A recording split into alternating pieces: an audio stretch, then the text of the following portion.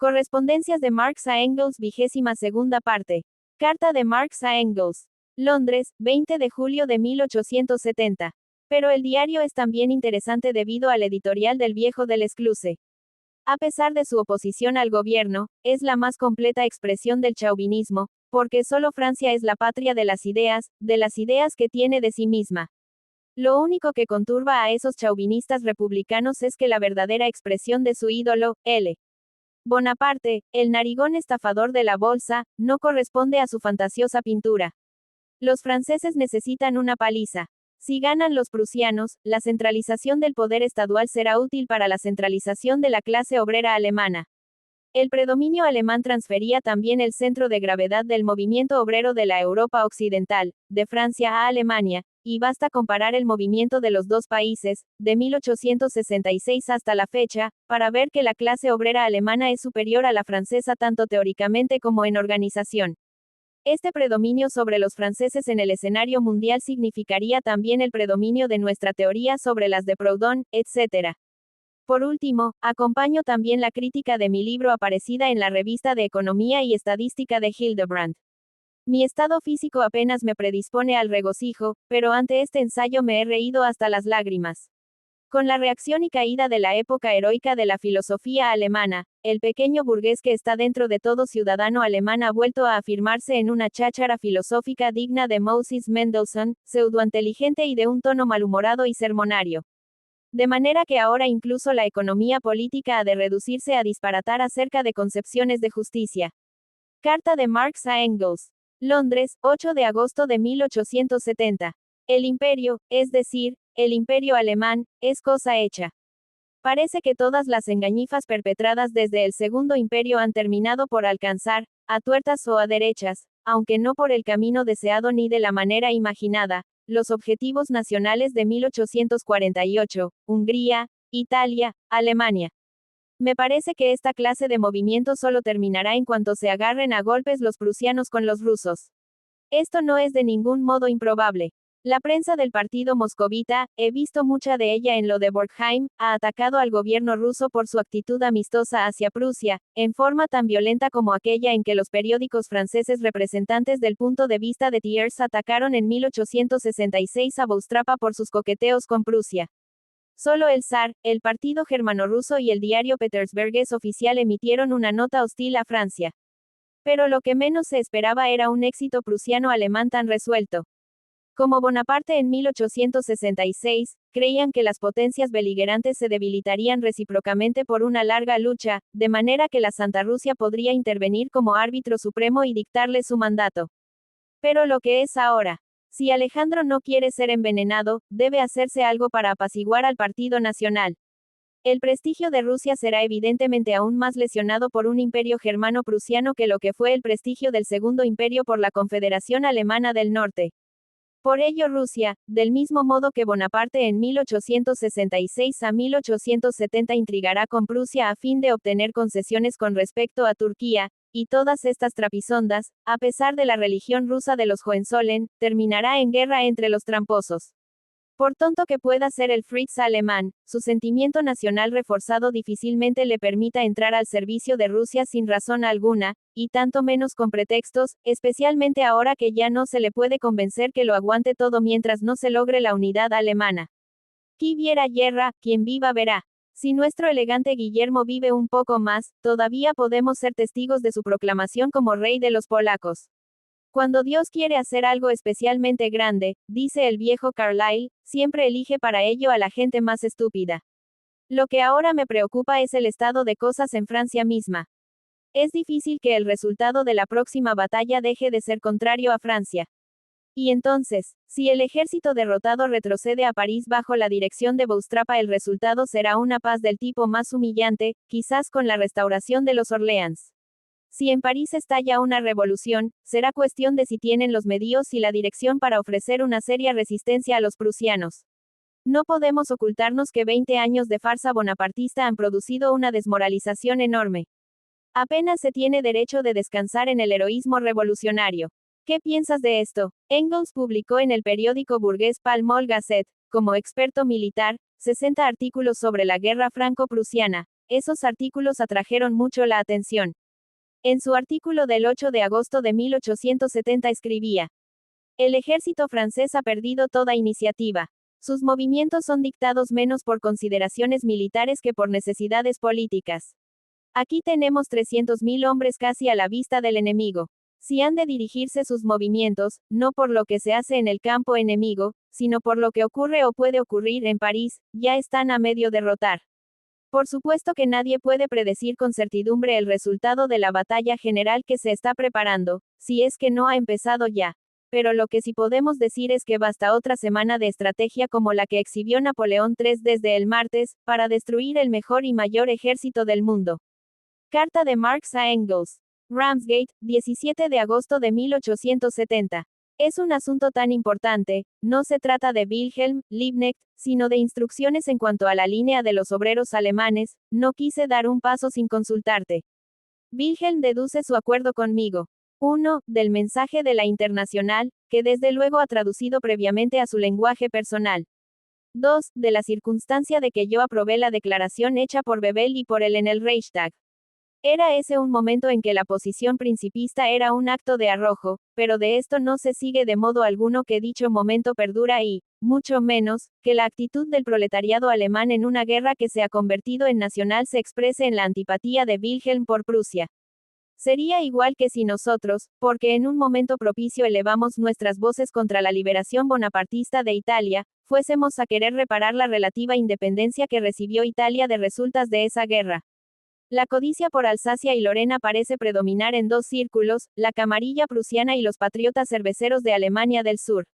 Sería la mayor desgracia que podría sucederle a Europa y sobre todo a Alemania. Habrás visto que la mayor parte de los periódicos rusos están hablando ya de la necesidad de una intervención diplomática europea a fin de mantener el equilibrio del poder en Europa. Kugelman confunde guerra defensiva con operaciones militares defensivas. Así, si un tipo me ataca en la calle, yo solo puedo parar su golpe, pero no puedo tirarlo al suelo, porque entonces me convertiría en agresor. La falta de dialéctica aparece en cada una de las palabras que produce esa gente. Con el toque de difuntos del Segundo Imperio, el que terminará como empezó, es decir, con una parodia, después de todo la acerté con mi Bonaparte. ¿Puede imaginarse una parodia más perfecta de la campaña de Napoleón de 1814? Creo que nosotros dos somos los únicos que desde un principio comprendimos toda la mediocridad de Boustrapa, Napoleón III, que lo consideramos como un simple empresario y que nunca nos dejamos engañar por éxitos momentáneos. Esta carta se refiere a las divergencias fundamentales que surgieron entre los socialdemócratas alemanes respecto de su actitud ante la guerra franco-prusiana. El 24 de julio el comité del partido, cuyo asiento estaba en Brunswick, Wolfenbüttel, lanzó un manifiesto llamando a los obreros alemanes a apoyar a Prusia mientras la guerra siguiera siendo una guerra defensiva de parte de Prusia. Esta actitud provocó una severa crítica de Liebknecht, quien puesto que consideraba a la guerra franco-prusiana como una guerra dinástica entre Bonaparte y Prusia, estaba en favor de la completa neutralidad del partido. A consecuencia del conflicto surgido entre el comité y Liebknecht, quien dirigía el Volkstat, el órgano del partido, el comité le pidió a Marx su consejo. Marx le envió a Engels junto con la carta transcrita, los documentos que había recibido del comité. El mensaje del Consejo General de la Primera Internacional, 23 de julio de 1870, declara: por parte de Alemania, la guerra es defensiva. Pero ¿quién llevó a Alemania al trance de verse obligada a defenderse? ¿Quién le dio a Luis Bonaparte la posibilidad de hacer la guerra a Alemania? Prusia. Fue Bismarck quien conspiró con este mismo Luis Bonaparte para aplastar la oposición popular interna y anexar a Alemania a la dinastía Hohenzollern. Si la batalla de Sadowa, Königgrätz, se hubiese perdido en lugar de ganarse, los batallones franceses hubieran invadido Alemania como aliados de Prusia. Bebel y Liebknecht hicieron en el Reichstag la siguiente declaración cuando tuvo lugar la votación de créditos de guerra. La guerra actual es una guerra dinástica emprendida en interés de la dinastía de Bonaparte, del mismo modo que la guerra de 1866 lo fue en el de la dinastía Hohenzollern. No podemos proveer los recursos financieros que reclama el Reichstag para la conducción de la guerra porque esto sería un voto de confianza al gobierno prusiano, que preparó la guerra actual por sus acciones de 1866. Nos es igualmente imposible rehusar el dinero reclamado, porque esto podría tomarse como justificación de la viciosa y criminal política de Bonaparte. Como opositores de principio a toda guerra, como social republicano y miembros de la Asociación Internacional de Trabajadores, que combate a todos los opresores sin distinción de nacionalidad, y lucha por unir a todos los oprimidos en un gran vínculo de hermandad, no podemos manifestarnos directa ni indirectamente a favor de la presente guerra y por ello nos abstenemos de votar, expresando nuestra confiada esperanza en que las naciones de Europa, iluminadas por los desastrosos sucesos actuales, harán todos los sacrificios para ganar sus propios derechos de autodeterminación y para abolir el actual dominio de la espada y de la clase como causa de todos los males del Estado y de la sociedad. Carta de Marx a Engels. Londres, 18 de julio de 1877. Sería por cierto muy lindo si se publicase un periódico socialista verdaderamente científico. Daría una oportunidad para las críticas o contracríticas en que podríamos discutir cuestiones teóricas, poner al descubierto la total ignorancia de profesores y catedráticos e iluminar al mismo tiempo los cerebros del público en general, clase obrera o burguesía. Pero el periódico de Wide posiblemente no puede ser otra cosa que fingidamente científico. Los mismos noten semieducados y literatos diletantes que hacen peligrosos a la Neue Welt, el Vorwärts, etc., constituyen necesariamente la mayoría de sus colaboradores. La dureza, condición primera de toda crítica, es imposible en tal compañía, además de lo cual es preciso poner constante atención en hacer las cosas fácilmente comprensibles, esto es, exposición para ignorantes. Imagínate una revista de química en que se suponga constantemente, como supuesto fundamental, la ignorancia de los lectores en cuanto a la química.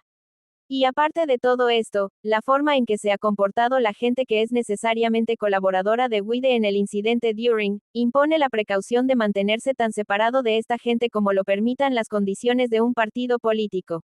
Su lema parece ser: quien critica a su adversario injuriándolo es un hombre de sentimientos, pero quien lo desacredite mediante la crítica auténtica es una persona indigna. Se había planeado la publicación de un periódico teórico del partido. Liebknecht les advirtió a Marx y Engels contra Wide, cuyo plan para la edición de un periódico era un asunto personal. El órgano científico oficial del partido debió ser recién el Zukunft, futuro, que habría de publicarse en Berlín. Cf. Carta 164. WIEDE, Franz, N. 1857. Periodista burgués, sueco de nacimiento, catedrático en la Universidad de Ginebra.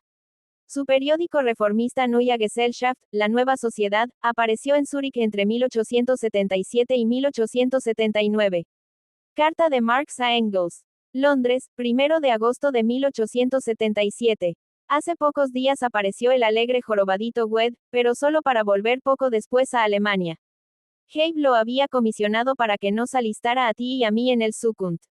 No le oculté lo que le apenó nuestra intención de abstenernos de colaborar y las razones que para ello teníamos, y al mismo tiempo le expliqué que si, cuando tuviésemos tiempo o cuando lo exigiesen las circunstancias volviésemos a aparecer como propagandistas, lo haríamos como internacionalistas, pues no estamos atados a Alemania, la amada patria.